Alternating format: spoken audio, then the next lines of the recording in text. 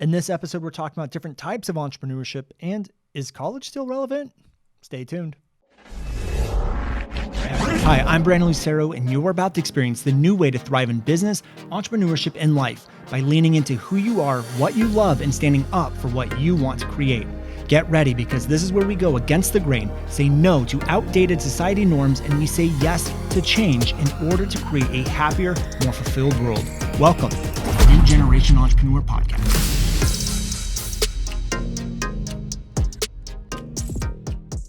All right, so I'm going to give you guys a fair warning on this one. This one is a massive, massive passion that may be entering pet peeve of mine. And that is like how kids are being raised and how people actually still today view entrepreneurship. Entrepreneurship has changed so much over the years. And if you've been following me for any amount of time and you've been kind of in this online entrepreneurship, you know a lot of the changes that are happening. You know that there's the whole course industry. There's a coaching industry. There's group coaching. There's this idea that you can package up your knowledge and sell it. You can create a service helping people do anything online and make money, monthly, reoccurring income. And we do all of that inside of our business. But really, I'm looking a little bit outside of that in today's episode. What I'm going to be talking about, we're going to be talking about different types of entrepreneurship, different ways to bring up your kids so that they can have a more fulfilling life. How can we change our life to be more fulfilling, to go after what we want? Like this whole idea of it's not about course creation or creating a service or having an online business versus an offline business. It's really about being able to make money and income off of your passion. And that has never been something that's been more available and really set up than it is right now in this moment as we're recording this podcast. The infrastructure, the software, the opportunities literally didn't exist. Like half the things that we do inside our company, they didn't exist 5 years ago. Begs the question, like, how do we raise our kids to adapt to things that we don't know are going to be out there? Like their jobs that they're going to have aren't going to exist. The opportunities that they are going to have just probably don't exist right now. Like the whole idea that you can make a living off of Uber or Airbnb wasn't a thing 5 years ago, but there's a ton of people that are doing it. So we're going to talk a lot about like, how do we actually do that? How do we shift into passion? Can passion be something that is developed? Hell yeah, it can be. I remember, I forget who it was, but someone was going around interviewing business owners, and there was a guy who ran a multi-million-dollar manure company. And he asked them the question, like, as a little kid, did you grow up wanting to own a manure company? The guy's like, no, but we have such a passion for it now. And you wouldn't think that, but he loves the idea of creating something from nothing, solving problems, creating opportunity. And how do you get the best manure that gives the best result? And like it was a passion that was developed, but he grew up looking for opportunities. He grew up in a household where change was accepted. He grew up in a household where, you weren't told that you have to go to college, even though you don't know what you're going to do. And that's what we want to talk about, because right now, opportunities are changing, the landscape's changing, business is changing, a lot is changing really fast. And the problem is that college and the education system has not changed really in the last 20 years, maybe even 50. And the most change we've ever seen from technology standpoint, from not education, but like business standpoint, has changed more in the last 5 years than it has in the last 20, but the college system has not. And my biggest thing with college is that people don't realize college is a freaking business. People don't understand they need to make money. And in my opinion, they're actually one of the biggest scams out there. And I know that might ruffle a few feathers, but the reason why I think college is actually a scam is, number one, they're a business and people don't actually perceive them to be a business. They perceive them to be, this is the normal thing that you have to go do. And then they actually will force people and trick people, and they've tricked society into sending their kids off to this place to go get a degree when they don't even know what they want to do. And then the person gets a degree and then they're $40,000, $50,000 in debt if they're lucky, with a degree in something they don't want to do. And then they feel trapped to have to do that thing because that's what their degree was in, or they go get a job that pays them $40,000 to $70,000 a year. And when you make $40,000 to $70,000 a year and you have $50,000, $100,000, $150,000 in debt, it takes forever to pay it off. And then this is where we're going to get into the pet peeve of mine. Then they have the nerve to ask you to continue to pay after you leave. You're an alumni, like pay us more money. It's like college, they've already given you more money than they make in a year to get something that's outdated now. But anyways, I digress. The reason why I bring this up is because that whole process is a little bit outdated, because even if you decide, hey, I want to go into marketing, I want to go into advertising, I want to go into business, that environment changes so fast on a daily basis that by the time it gets into the system, that's what they teach, part of the curriculum, it's already outdated. So it's not only are you like in debt, but you have something that's outdated. Not only that, but so many people, like back when college first got started, it was like just the few got to go. And then they had this degree that no one else had, and that separated them in the job market. But what's happening now is that everyone has a degree. It doesn't really give you an advantage anymore. And when I start looking at other companies and I start talking about people that my friends that are entrepreneurs, and what do we look for when we hire is I don't really look at degrees. Like we've literally hired someone on our team who had a marketing degree, and I didn't even know they had a marketing degree until 6 months of them working here. And it just came up in conversation. What we look for first is skills. And what we look for first is experience. So like Matt, for example, who's basically running all of our content and running the agency side of our business. I didn't hire him because he had a certain college degree. I don't even think, Matt, do you have a college degree? No, he doesn't even have a college degree. We hired him because he had the experience of growing an agency. He put in the work. He had the skills. He had the mentality of hard work. His personality was, creating something. He loved the environment of what we're all about here. But really what it was the experience. We hired him because he had the experience of doing what we were trying to accomplish. And so I think like one of the best things that kids could do is like, and I'll just say this. Yes, I think college is important. If you want to be a lawyer, you want to be a doctor, we obviously need some kind of education system for that. But what I'm really kind of going against the grain here is forcing our kids to go to college because we think that's normal. And sending someone to a place that's going to put them $100,000 in debt when they don't know what they want to do, to only go get a job that pays them $40,000 to $70,000, even $100,000 a year, might not be the best thing. And what it might actually be doing is trapping them into thinking, now I need to go do this job because I spent 4 years and I spent $150,000 getting this degree. I need to go in that direction now, even though it's not what I want to do. But instead, there's so many opportunities now where you could very easily go make $50,000 to $100,000 a year on your own. And that's what I would recommend. And that's what I think we're going to have to start bringing up the next generation, is teaching them, hey, we need to adapt. We need to show you, how do you make your money? How do you follow your passion? And look, you don't all have to be, and we're going to talk about this later in the episode, you don't all have to be an entrepreneur, but go get the job that you want, or go find a company that does do this stuff. And we'll talk more about that here in a second. But college is a business, and it's outdated, and it's not really the way it's run right now is it's not currently aligned with the way the future is going. And again, we look at I'll use the marketing degree because that's the one I have the most experience in. It's outdated. It's changing really fast. They don't teach the most up-to-date things. Like even how they're teaching social media is already outdated and old. And really the degree is going to be worthless to an employer unless the skill is learned, because there's a massive difference between knowledge and knowing. And you guys, you're going to hear me say this all the time if you're going to be an avid listener. College gives you the knowledge, like it's going to teach you the textbook. And the problem is it's giving you outdated knowledge, but you won't actually be valuable to a company until you actually do it, until you actually develop the skill. So what college is doing is saying, great, I took $150,000 from you. In exchange, I taught you all of these things. Like basically I taught you how to ride a bike. Go ride the bike now. And you're like, you get out there, you grab the bike, and you're like, I have no idea how to ride. I know that I'm supposed to sit on it. I know that I'm supposed to pedal. I know that I'm supposed to bounce myself. I know how the bike works. I know that there's tires. I know that there's a chain. I know that there's handlebars, but you don't actually know how to ride the freaking bike until you go get it and you learn it and you know how to bounce on it and you have the feeling of it. And that's what's valuable to a company. That's when you become an asset to the company. That's when you become an essential part of the companies, when you learn the skill and you don't need to be micromanaged. You don't need to be told what to do.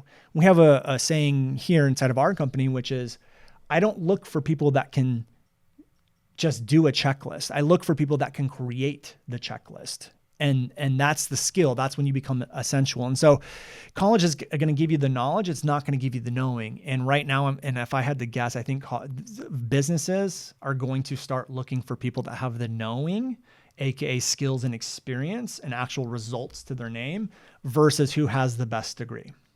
And again, I understand this is subjective. It's not a clear-cut thing across all industries, but it's definitely something to be aware of, especially if you don't, know what you're thinking about going to college and you don't know what you want to do, or you have kids and you don't know what they don't know what they want to do.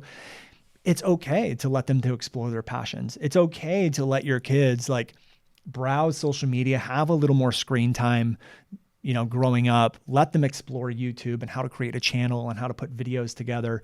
It's okay to let them kind of explore how to make money or learn a trade or anything, along those lines.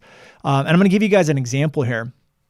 So I had actually it's a lifelong friend. It was a family friend that I've known since a long time ago. And her and I went to school. She got married, and I actually went to school with this guy as well.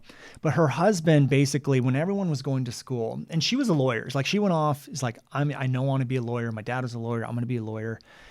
And she knew what she wanted to do. She went and she did it. And lawyers are obviously something that need college. So I was like, yeah, great. You should do that. But her husband didn't know what he wanted to do. And he had a friend, his name was Kevin. So he had a friend, and his friend's name was Adam. Well, Adam's dad owned a heating and air company, HVAC company. And he looked at Adam's family's life. And did they have a Ferrari and a mansion? No, but that's all material things anyways. But they did have a really nice house that was upgraded and updated. They had nice cars. They went on nice vacations. They had a pool in the backyard. The dad was home all the time. And he looked at it and was like, well, how does he have this life? He didn't go to college, but they're financially comfortable. They have a great life. They wake up and they do what they want to do. He works just a couple hours a day. And he's like, oh, he owns a business. And I think this is the best thing we can teach kids. And I hope you guys realize this. Business controls everything. Every single piece of money on this planet is generated through business. Movie actors and celebrities wouldn't be paid what they are paid if there wasn't a business behind it. There's a business in movies. There's a business in music. There's a business in TV shows. Business controls the income. Celebrities don't get paid if there's not a business. Sport athletes, they don't get paid unless there's a business behind it. Business is literally how all revenue is generated, and we don't teach this to our kids. We don't teach them. We teach them, go get a job.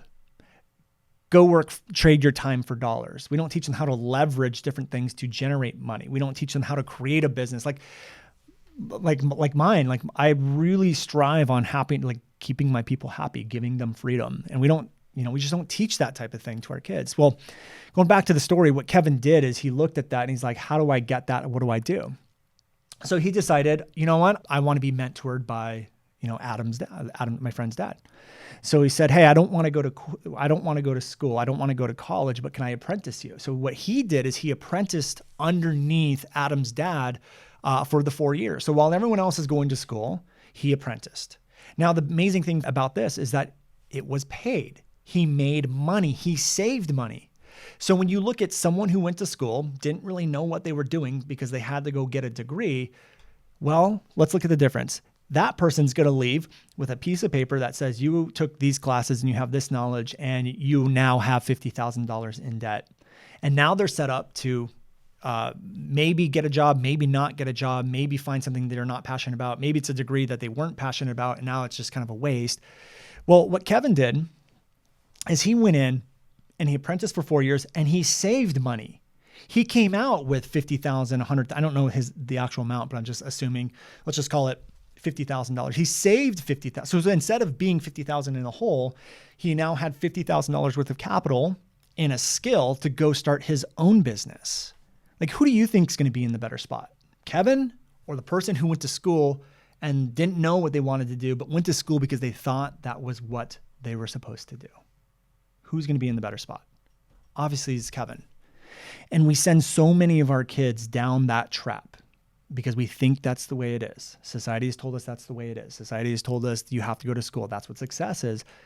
And I think there's going to start being a massive shift. People are going to start waking up to the fact that that's not always the best way. And I don't have a college degree. I dropped out. The only reason I went to school is to run. I had a full ride scholarship, track scholarship. Just to fast forward, Kevin's my age. He's 35, 36. He started his company when he was like 24, 25. Yes, the first couple of years were slow. Yes, the first couple of years you had to put in the work and you have to learn. You got to build the business. But he's 35. He doesn't really work that much anymore. He can stay home with his family. He has 3 houses. So he has the main house that he lives in. He has a vacation home up at a lake. And then he has another house that he rents out at age 35. Why? Because he decided not to go to school because he didn't know what he wanted to do. And he decided to learn a trade. And the sad thing is so many people look down on that. So many people look down on the fact that like, oh, you want to be a plumber? Oh, you want to be a construction worker? Oh, you want to...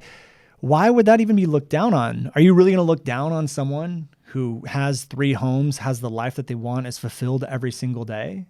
No, of course not.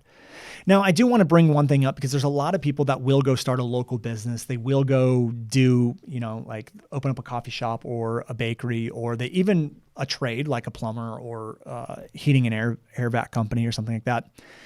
And they won't actually remember that this is a business. So my mom's boyfriend owns a plumbing company and he's the only person in the company. And he still works like morning to night. He says that he loves it. And if he loves it, great, he's won, right? Like that's the whole idea here is to find something that you love and do it every single day.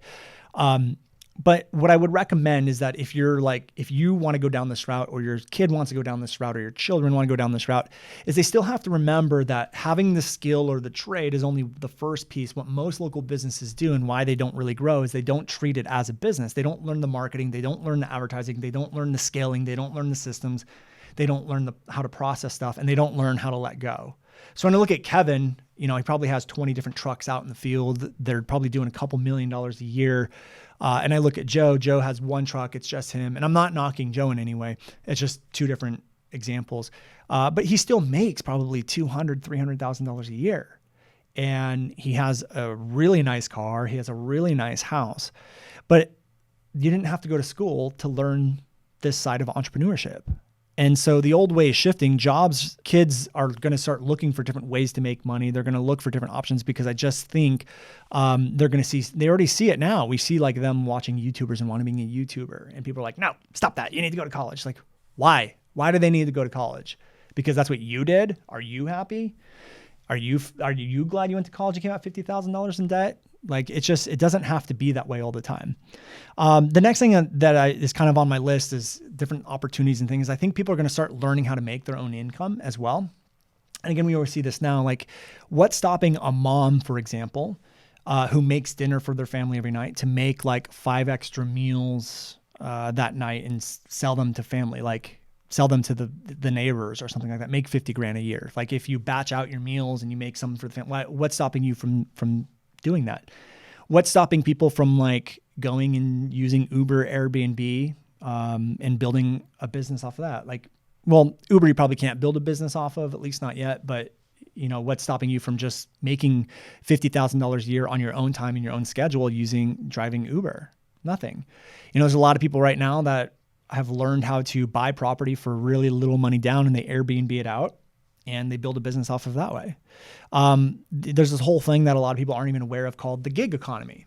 And this is like freelancers and people that are doing gigs for revenue. This is blowing up. Every year, more and more and more people are hopping onto the gig economy. In fact, we have a coffee shop down the street from us that we like to go and work at. And every time I'm there, like in the mornings, you have like the normal rush of coffee drinkers, moms, like dropping their kids off to school or dads too, because that's what I was doing before we were stuck in quarantine. You have the normal rush, but then when you look around when it gets like 9, 10 o'clock, it's filled with people on laptops. And they're not at a job. They're working off of their computers. And a lot of them could be freelancers, like graphic designers. They could be video editors. They could be like Facebook ad managers. They could be doing, all sorts of different things. And so you see that over and over and over again. There's platforms like Fiverr where you can provide your services, people looking for you to do gigs, and you offer your services and you do something on your own time at your own price, and then you deliver it and you get paid. There's more and more and more of that type of stuff coming out. There's creating courses. You can start to create a course. And the idea of what I'm getting at is that the tools, the software, and the platforms are growing, and they're putting the old way of business out of business. So again, you see like Netflix, who is creating their own content, creating their own movies, creating their own TV shows. They said F you to the way that the business has been set up to create content and shows and licensing and all that stuff. They said, we don't need to go through a studio. We're just going to create our own stuff and put it on our own platform. And they put Blockbuster out of business. And you see Amazon doing the exact same thing. Why can't you, the filmmaker who wants to go put together your own film, do it with the equipment you can just buy at Best Buy or online? Because that's 100% possible. Again, the barrier to entry to a lot of this stuff is being lowered and lowered and lowered because equipment is getting better, technology is getting better, platforms are getting better, software is getting better. And what it's doing is it's taking the opportunities that only exist to the people with millions of dollars and giving it the opportunity to the people who have $1,000 to spend on a laptop or a camera. It's getting creative. And we see that all the time. I forgot, I think it wasn't Bill Burr. It was a different comedian. He just got in trouble too because he did some kind of weird stuff. What was his name? I can't remember his name. But he used to be one of my favorite comedians. But anyways, the way that comedy was done for a long time is you would have to go through either like some kind of club, or you would have to get some kind of tour or something along those lines, or you have to do like big stadiums and ticket sales, and all that stuff still exists. But as he became well known, he said basically F you to the way the system was done. And he announced on social media, because he had a following, I'm going to do my own special. I'm going to use my own money, and you can buy it online for $1. The whole entire special. He said, I'm so sick of the way the system is. He put it online and you could access his 1 hour special that he just created it, filmed it himself, put it online, announced it on social media, and 1 million people bought it at $1. He made $1 million with this process. But what's stopping you from doing that? What's stopping your kid with some kind of passion from doing that? Nothing really. And a lot of our kids are getting exposed to this at a really young age. And what's happening is parents are going to squash it because it doesn't fit their model of reality. Parents are going to look at that and go, nope, this is not the way it was. This is not how I was done it. I was raised this way. This is what success is. And what parents don't realize is that they were indoctrinated into that belief. Your parents said that to you. Society told you this is the way it is. And now what you're doing is you're living in this reality where this is the way it is, and you're forcing your kids to go on it when that reality just doesn't exist anymore. And what you're going to do is you're going to cause a lot of suffering and resentment and anxiety inside of your kids, because your kids are going to want to go after their passions. And what you're doing is squashing that, making them live in your model of reality. And when I see parents do this, it kind of reminds me, I think it was Gary Vaynerchuk that said this, is like the parent that does that is the same parent back when like Elvis came out and was like, Elvis is the devil. Elvis is the worst thing ever. And then he comes out, and obviously no one has a problem with Elvis, but he was such a disruptor in the music space when he came out that a lot of parents didn't like it. And so that's what we're kind of looking at now is like, oh, you shouldn't have screen time. And I get screen time should be limited, but you shouldn't have screen time. You shouldn't do this. You need to go do this. You're going to squash their creativity. You're going to squash their freedom. You're going to squash their happiness, and you're going to squash the fulfillment, because everyone is here to do something. One of the things we do inside of our company too, and when our company finally hit its stride, was when we moved people around in the company and gave them the responsibilities of what they actually enjoy doing. And when you move people into where they enjoy doing, they're happier all the time, and they actually work better. They're more productive. They create way better things than what you ever thought possible. Now, the one thing I do want to touch on, because I think it's very important, although we talk a lot about entrepreneurship and making your own money and looking at different opportunities, is that I'm very well aware that not everyone's an entrepreneur. Not everyone wants to take the risk. Not everyone wants to put in the amount of hard work that it takes to start a business from scratch. But I do know that everyone wants to be able to be fulfilled. They want to be happy. They want freedom. And I think at the end of the day, it's the ability to create what you want to create, to do what you're here on this planet to do, and to have freedom and not feel trapped by anything. And so if you're the type of person who's like, I'm a little nervous about being an entrepreneur, or I don't know if my kids want to be an entrepreneur, what we want to do is we want to teach our kids what is normal. And what happens is most people will look at different things and they'll see it as risky. So they'll see like, okay, being an entrepreneur, it has risks involved. But what no one actually considers or takes into account is that what you view as risk is 100% subjective. What I view as a risk will not be what Matt views as a risk, what Taylor's going to view as a risk, or what you view as a risk. But what parents do and what we've done and what our parents did to us is they took what they viewed as risky and they indoctrinated us into that belief of what is risky. Oh, you can't start a business that's risky. What? How's it risky? Like, oh, you're going to lose money? Great. You can always make more, right? Like there's always a subjective thing. And so we teach our kids, this is what is risky. Don't do that. Don't do this. So and I'm going to give you guys an example. So this comes full circle here. But one of the things and the reasons why I bring this up is that what you teach your kids to be risky could literally be the one thing that causes them to not go after what they want in life or to create what they want. And this doesn't have to be entrepreneurship or business. This could be jobs. So like if your kids are stuck in a job that they don't like, they might view it risky to leave. So I think being very careful with our language about what is risky, what isn't risky, is a very important thing. So I'm going to give you guys a story to kind of bring this full circle. And this is a true story. So I have a friend, I'm not going to name his name in case he listens to this episode, but he'll probably know as soon as he hears the story. But anyways, he was in this job and he did not like the job. He hated the job, hated the bosses that he worked for, hated that he didn't have any control over anything, hated that it was very old school. They weren't listening to new ideas. He worked all the time. So I remember asking him, like, why are you still stuck in this job? And he's like, because it's risky to leave. And I was just like, but that's when it hit me. I realized, like, I actually view it the opposite. I think it's risky for you to stay. It's risky for your health. It's risky for your to me, happiness is everything. Risky for your happiness. It's risky in a lot of different ways. And what most people don't realize is no job is ever a guaranteed thing. Like you could quit or sorry, the business could go, you could get fired. The business could go out of business and you lost your job. So, for me, when I look at like risk as an entrepreneur, I'm like, great, I can start my own company. It can fail, but I could go get a job, but that company can fail just as easy as I could fail too. So what's the point? I want to be an entrepreneur. I'm going to go do it. But finally the day came when he went and got a new job. He finally hit his limit. They finally broke him. And I was like, dude, are you so excited? Like, how excited are you about this new job? And he told me, he's like, oh, I'm really excited, but it's a huge risk to take this job. And I was like, oh, well, are they paying you less money? And he goes, no, they're paying me more. I said, oh, is the commute longer? He goes, no, the commute's shorter. I said, oh, do you have to work more? And he goes, no, I work less. And I didn't argue with him or say anything, but I was so confused. I'm like, it's a bigger company that pays you more money, that's closer to your home, pays you more money, closer to your home. Oh, and you work less.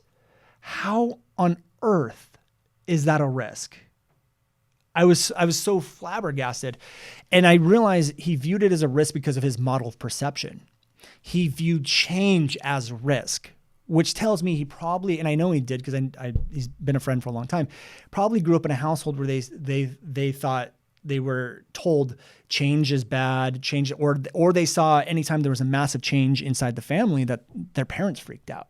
So then they start to associate change with bad, or change with risk, change with whatever. And so he's been kind of indoctrinated into this household where they realize change is risk. And so when he finally went to go change things, he viewed change as risk, even though there really wasn't any risk there. But the whole thing is he had this model of perception that was brought there and placed there because of either society or his parents or whatever. And now he's operating that way, and it literally controls his freedom because he was at the other company for 7 years in a job that he hated. So if you guys view something as risk, like what I want you to do is look at how can you change your perception or your perspective to look at the more positive things, the things that are going to be beneficial to you, and look at the risk of staying where you are. Like what suffering are you staying there, and how, like, is that really where you want to be? But to bring the story a little further, I remember when I hired Taylor. So for those of you guys who don't know the story, basically I've been in business for 6 years, and we were selling courses and doing social media stuff for a long time. And I finally we did, at the end of 2017, we had done $500,000 in revenue. And I hated my life. I was working all the time. $500,000 in revenue sounds like a lot, but I had a partner at the time that I paid a good portion of that money to. Taxes hit. I still had a lot of expenses that I had to pay. So you're not really, I was making decent money, but we weren't left with a lot at the end of the day, nothing in savings, but I just hated my life. So I stopped selling everything. 3 months later, I found myself $40,000 in debt because I got hit with taxes. I had no revenue, but I still had the expenses. I had a family of, I think 4 at the time. So I had 2 kids at the time. Wife didn't work. And I was in a really bad spot. Well, I pivoted and I restarted our entire company. So we were selling one thing, we were doing YouTube advertising and marketing. And what we ended up switching to is our Video 4X methodology, which is all about messaging and disruption and beliefs and messaging. And I was $40,000 in debt and I needed help. And so I had this talk with my mentor, Jim. He said, where are you going to be in a year? And I said, we're going to be $1 million business. And he said, okay, you know that to be true? And I said, yes. And he said, well, what would the $1 million business owner do today? And they would hire the help. And he's like, so if you believe you're going to be $1 million business owner, you know what you need to do. You know what the $1 million business owner would do. Why are you not doing it? I said, you're right. So I went and I did it. Hired Taylor. This is the thing that always surprised me. And I'm so grateful. Taylor and I went to work for 6 months, working day and night, building this thing out. In the first 9 months, we ended up doing $1.2 million in sales. But I remember the first day that Taylor came in and she sat in my office, and I have an office and it's literally just me. And I told her about the job. She applied for it, made her an offer, and she took it. Now, most people would look at that and go, you worked at this is where she worked at. She worked at a software company that I think had 50 to 100 employees. They were doing multi-millions a year, and left that job and she started working for a nonprofit, another pretty secure thing. And then she came over here and took this job with one person, with just the owner who was just sitting here, who's already been in business for 7 years. Most parents and people would say, look at that and go this is a massive risk. It's one person. They're starting completely over. I don't really know 100% what they do, but Taylor didn't look at it as a risk. She actually looked at it as an opportunity. She looked at it as an opportunity to be able to grow with a company that you don't get very often. Most people don't get in at the ground floor into a growing company. Now, most people would look at that and they would view that as a massive risk and they wouldn't do it.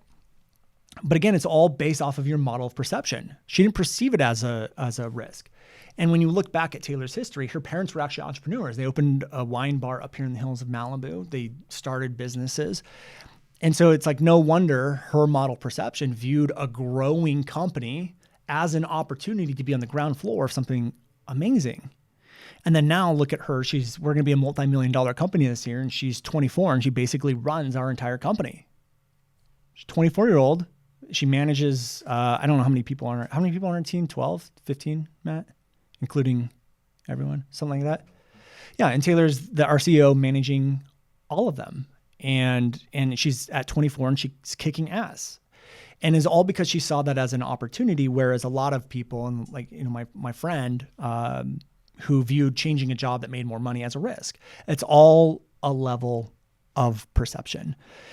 And what I want to do is I want you guys to kind of think about this before we wrap up this episode, is that risk, especially if you're going to be an entrepreneur, is a required part.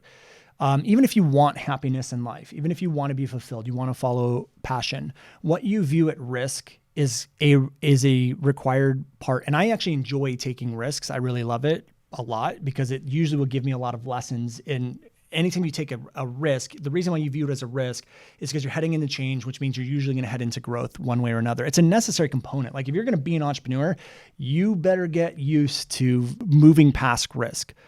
But it's a required part. And the way I want you guys to look at it is what most people do is say oh, that's risky, I'm not going to do it.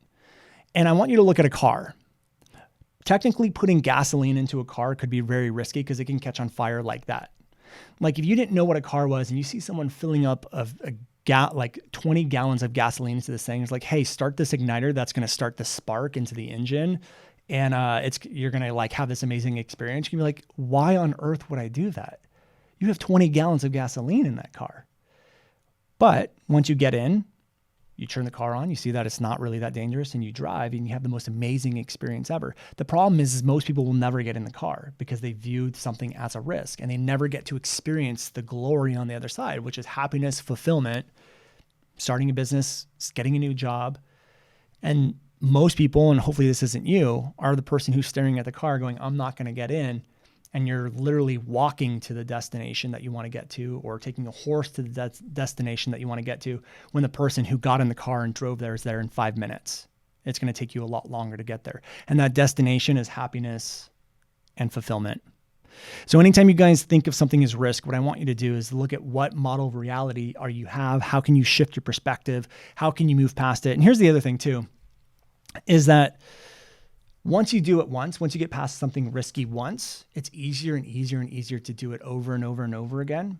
And they get bigger and bigger and bigger. But when you take on bigger and bigger risks, the reward is bigger and bigger and bigger. So I'll give you guys one example before we wrap up this episode. When I was doing launches, when I first started, I was viewing like putting $5,000 into ad spend really risky because we really needed that $5,000. Well, we would do like 30 grand on a launch. This last launch, like $5,000 now putting into a launch, is not risky at all. Why? Because we did it over and over and over and over, and we've grown and grown and grown and grown. So every risk that you do, it eventually just becomes normal, which is amazing. But then on our last launch, we could spend somewhere from $75,000 to $100,000, and we could do anywhere from like $800,000 to $1 million in revenue. So the bigger the risk get, the more reward comes up on the other side, and that reward could again be financial. But really, what I'm trying to get you guys to is the reward of happiness and fulfillment. And you have to take risks to get that, and getting past a risk is anything. And the last thing I'll leave you with is just when you're faced with that thing, do I take a risk? Do I not take a risk? What I want you to ask yourself is, what if you have kids, or family, or brothers and sisters or siblings, what example are you being for them when they see that there's something that you want and you don't go after it because you view it as a quote unquote risk? What are you teaching them? Are you teaching them to go after what they want to be fulfilled? Or are you teaching them to back down to risk, to not go after what you want? Or what you want is very risky, therefore you shouldn't do it. So that's what I'm gonna leave you guys with today. And we'll go ahead and wrap up this episode. Now, if this episode was something that you guys found valuable, you want more episodes from us, I would 100% appreciate and be very grateful for a review, an honest review on iTunes. If you feel like we deserve a 5-star, I almost said reward, review, I would be very grateful for that as well. So just go over to iTunes, leave us a review right now. The more momentum and the more progress that we get inside of this podcast, the more information, help, episodes we can bring you guys, the more we can grow, and the more we grow, the more content, help, and support we can give you. So go ahead, leave that review now. And thank you guys so much for tuning in. And we'll see you guys on the next episode of the New Generation Entrepreneur Podcast.